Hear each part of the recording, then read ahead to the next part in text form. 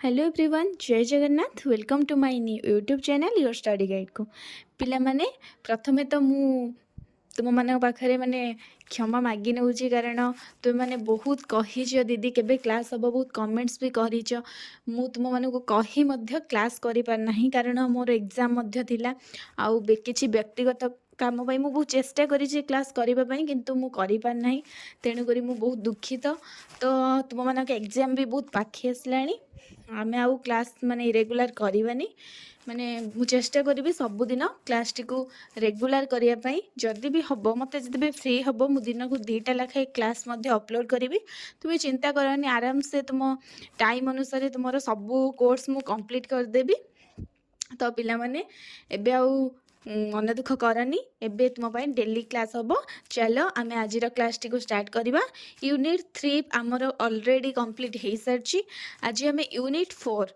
नाथ साहित्य संपर्क में आलोचना करवा मैंने भी 2026 सीपीटी किंबा सीयूटी एंट्रेंस दवाई चाहूच जल्दी जल्दी चैनल जॉइन है प्लीज लाइक शेयर सब्सक्राइब करने को जमा भूलनी आउ सबुदिन क्लास करने को भूलनी चलो आज आम क्लास टी को स्टार्ट करवा नाथ धर्म एक जोग भित्तिक धर्म यही धर्मर एपरी नामकरण होइथिबार कारण हेउची एहार प्रवर्तक और मुख्य प्रचारक गण नाथ पदवी रे भूषित जे कौनसी जातिर लोक हुंतु ना कहीं यही धर्म ग्रहण करी निजर कौलिक संज्ञा परिहार करी नाथ संज्ञा ग्रहण करती देख लो पिला माने देख टिके बुझ नाथ अर्थ जेमिति कौन आमर जो पंच सखा एमाने कौन कले ना से बलराम दास अच्युतानंद दास दास संज्ञाधारी वैष्णव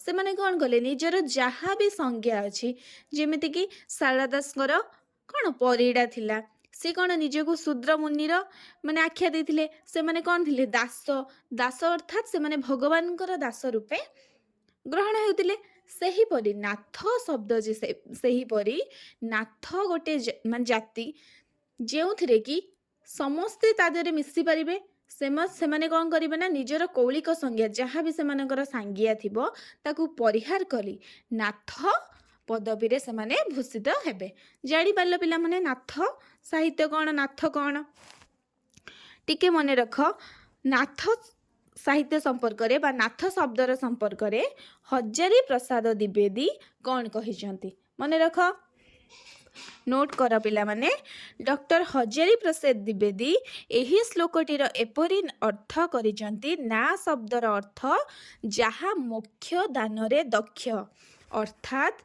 जहा मोक्ष प्राप्ति संबंध रे सम्यक ज्ञान जात कराए है थ शब्दर अर्थ अज्ञानर माया अवरोध हुए कि आमर कहले ना हजारी प्रसाद द्विवेदी नाथ धर्मर एही श्लोकटी को ताहा अर्थ संपर्क रे से आलोचना कले जदि तुमको जदि गोटे कोटेशन दिए जदि पचारे यही संज्ञाटी किए कहिसंती तुम माने आराम से हजारी प्रसाद द्विवेदी मारिदेव पिला माने तुम माने नोट करो तापर देख ख्रीष्टीय 1200 शताब्दी सुधा नाथ धर्म ओडिशा तथा भारतर अन्यान्य अंचल को परिव्याप्त करिथिला मोस्ट इंपोर्टेंट क्वेश्चन केउ शताब्दी रे 1200 शताब्दी सुधा नाथ धर्म ओडिशा तथा भारतर अन्यान्य अंचल को परिव्याप्त होइथिला यह शैव धर्मर एक शाखा रूपे गृहीत हुए डॉक्टर हजारी प्रसाद द्विवेदी द्वारा कहा मतरे हजारी प्रसाद द्विवेदी द्वारा यह कौन हुए शैव धर्मर एक शाखा रूपे गृहीत हुए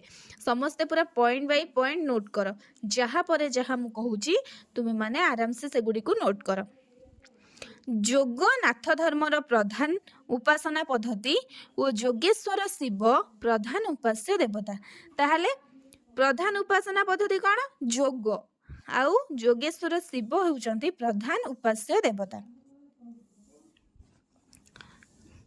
आचार्य ख्यातिमोहन सेन ऑन हिंदुजिम पुस्तक रे नाथ धर्म को वैदिक सभ्यतार पूर्वरु प्रचलित थिबा ओ परवर्ती काल रे यह बौद्ध जैन और हिंदू धर्म रे संस्पर्श रे आसी परिवर्तित नीति नियम धारण करिथिबा कथा प्रकाश करती कि आमर आचार्य ख्यातिमोहन सिंह कौन कहिछन सी ऑन हिंदुजिम कहार रे आचार्य ख्यातिमोहन सेन हैला ମନେ ରଖ ଆଚାର୍ଯ୍ୟ କ୍ଷିତିମୋହନ ସେନଙ୍କର ଅନ୍ ହିନ୍ଦୁଜିମ୍ ପୁସ୍ତକରେ ନାଥ ଧର୍ମକୁ ବୈଦିକ ସଭ୍ୟତାର ପୂର୍ବରୁ ପ୍ରଚଳିତ ଥିବା ମାନେ ବୈଦିକ ସଭ୍ୟତାର ପୂର୍ବରୁ ପ୍ରଚଳିତ ଥିବା ଆଉ ପରବର୍ତ୍ତୀ କାଳରେ କ'ଣ ହେଲା ନା ବୌଦ୍ଧ ଜୈନ ଓ ହିନ୍ଦୁ ଧର୍ମ ସଂସ୍ପର୍ଶରେ ଆସି ପରିବର୍ତ୍ତିତ ନୀତି ନିୟମ ଧାରଣ କରିଥିବା କଥା କହିଛନ୍ତି କିଏ?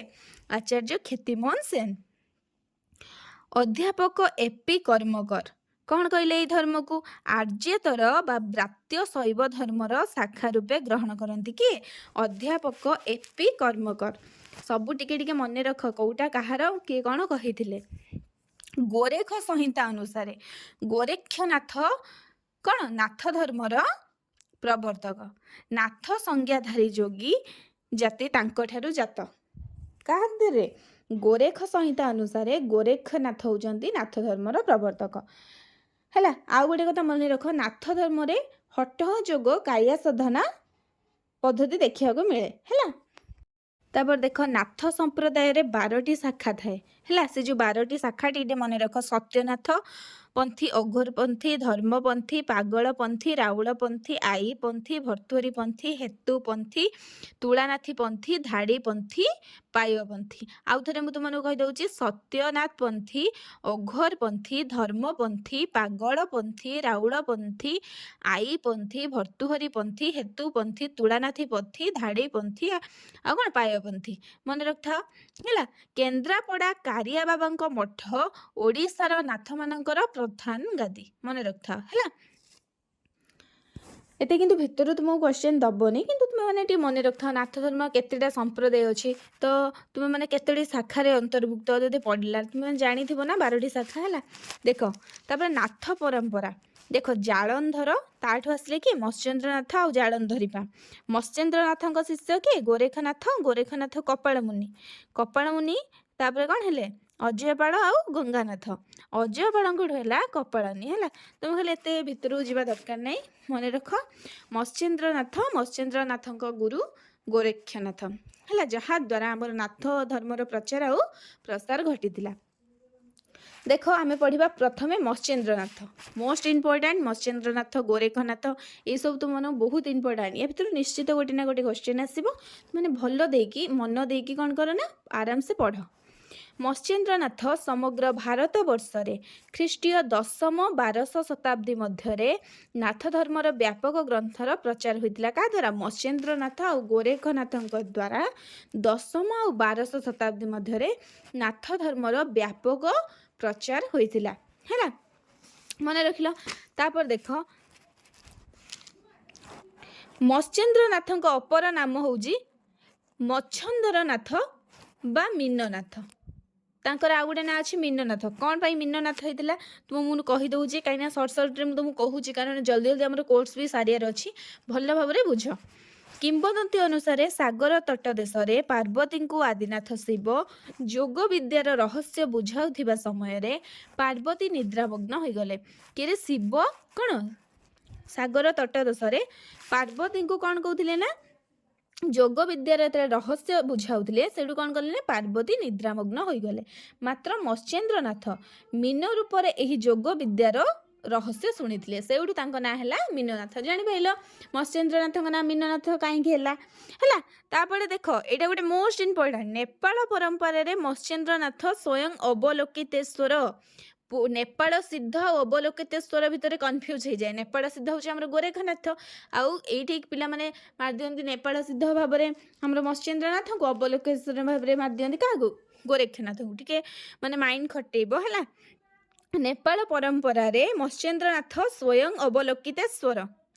ନେପାଳର ଏକ କିମ୍ବଦନ୍ତୀ କହେ ଯେ ରାଜା ନଗେନ୍ଦ୍ର ଦେବଙ୍କ ସମୟରେ ଦେଶରେ ବର୍ଷା ନ ହେବାରୁ ଗୁରୁ ବୁଦ୍ଧଦେବଙ୍କ ନିର୍ଦ୍ଦେଶ କ୍ରମେ ରାଜା ଅବଲୋକିତେଶ୍ୱର ମନ୍ତ୍ର ଜପ କଲେ, ଫଳରେ ମୂଷଳ ଧାରାରେ ବର୍ଷା ହେଲା।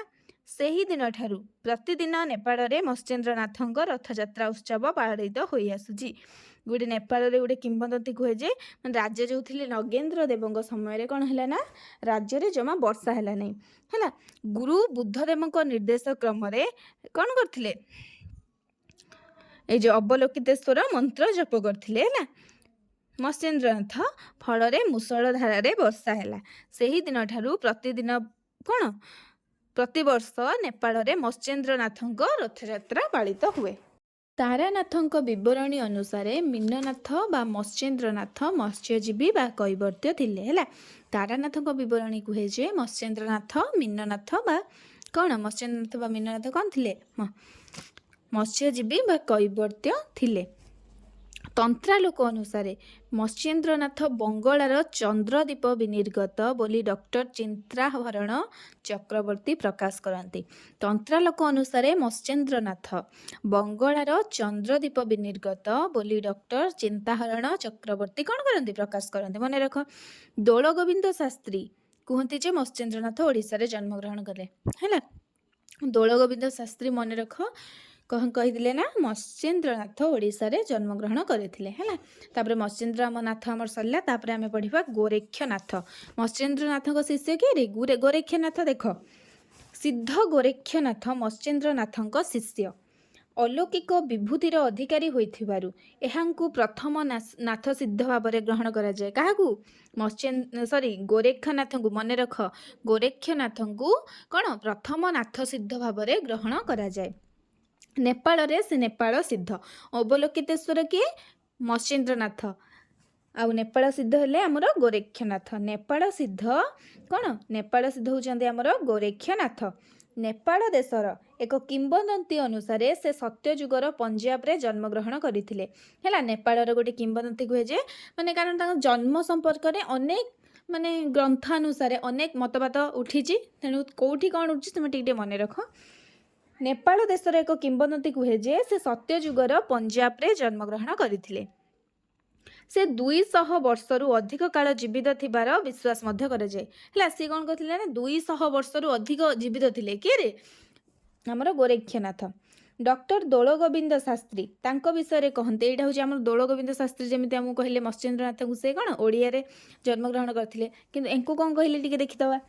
ଗୋରେକ୍ଷନାଥ ଅନୁସାରେ କ'ଣ ଯେଉଁ ଦୋଳଗୋବିନ୍ଦ ଶାସ୍ତ୍ରୀ କହିଲେ ଯେ ଗୋରେକ୍ଷନାଥ କଳିଙ୍ଗ ସୀମା ପରିସରଭୁକ୍ତ ଗୋଦାବରୀ ନଦୀ ନିକଟବର୍ତ୍ତୀ ଚନ୍ଦ୍ରଗିରିଠାରେ ନବମ ଶତାବ୍ଦୀର ଶେଷ ପାଦରେ ବୈଶାଖ ପୂର୍ଣ୍ଣିମା ଦିନ ବ୍ରାହ୍ମଣ ବଂଶରେ ଆବିର୍ଭୂତ ହୋଇଥିଲେ। କିଏ? ଆମର ଗୋରେକ୍ଷନାଥ। ମନେ ରଖ, ଗୋରେକ୍ଷନାଥ କଳିଙ୍ଗ ସୀମା ପରିସରଭୁକ୍ତ ଗୋଦାବରୀ ନଦୀ ନିକଟବର୍ତ୍ତୀ ଚନ୍ଦ୍ରଗିରିଠାରେ ନବମ ଶତାବ୍ଦୀର ଶେଷ ପାଦରେ ବୈଶାଖ ପୂର୍ଣ୍ଣିମା ଦିନ ବ୍ରାହ୍ମଣ ବଂଶରେ ଆବିର୍ଭୂତ ହୋଇଥିଲେ।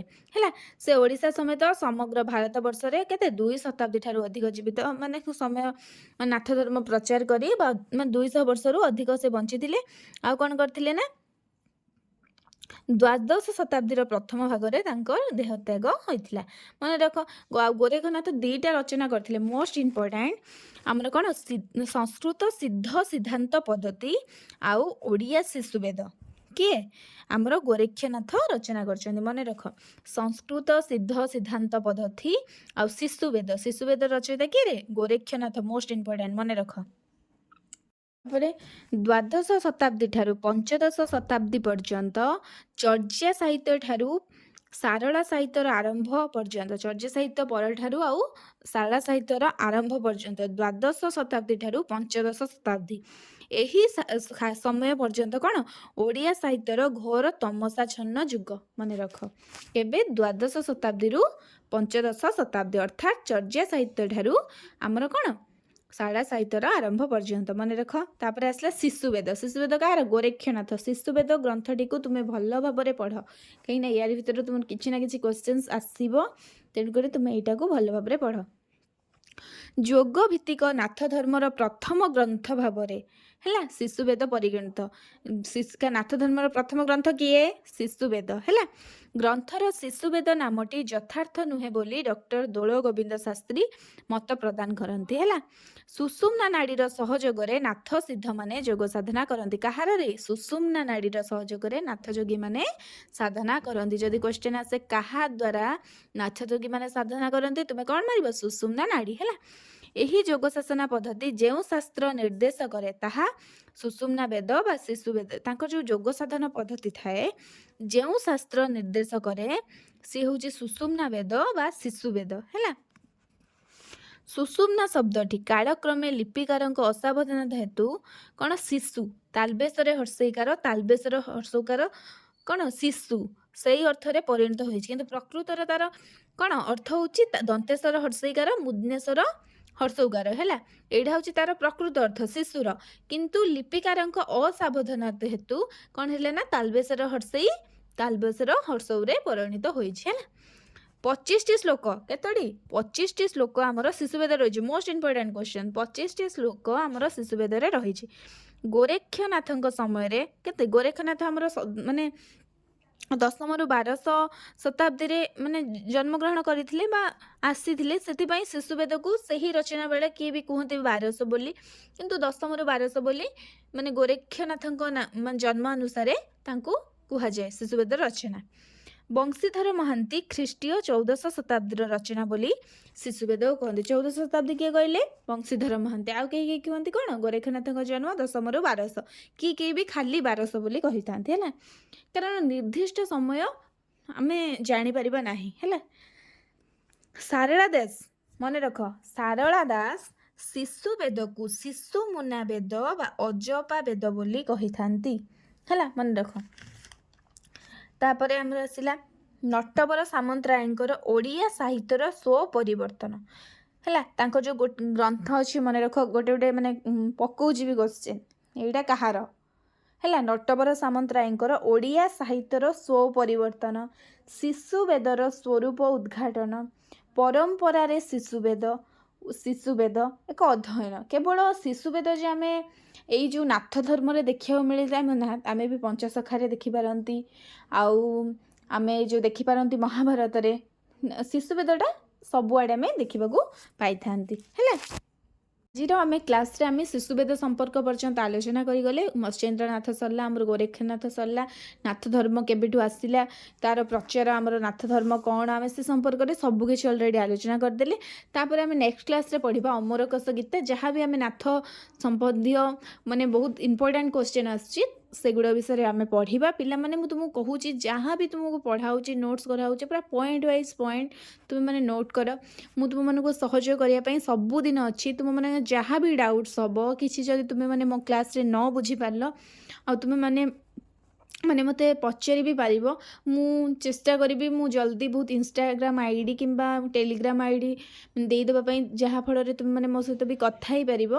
ତ ଆଉ ତୁମେମାନେ ରେଗୁଲାର ଯେଉଁମାନେ ସିପିଟି ସିୟୁଟି ନେଟ୍ ଜେଆରଏଫ୍ ଯାହା ପାଇଁ ବି ପ୍ରସ୍ତୁତ ହେଉଛ, ପ୍ରଥମେ ଏଇ ମୂଳ ଜିନିଷ ଗୁଡ଼ାକ ଜାଣ। ନ ଜାଣିଲେ ତୁମେମାନେ କିଛି ବି କରିପାରିବ ନାହିଁ।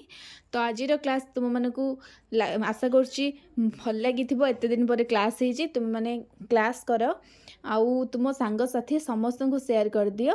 ରହିଲି, ଜୟ ଜଗନ୍ନାଥ।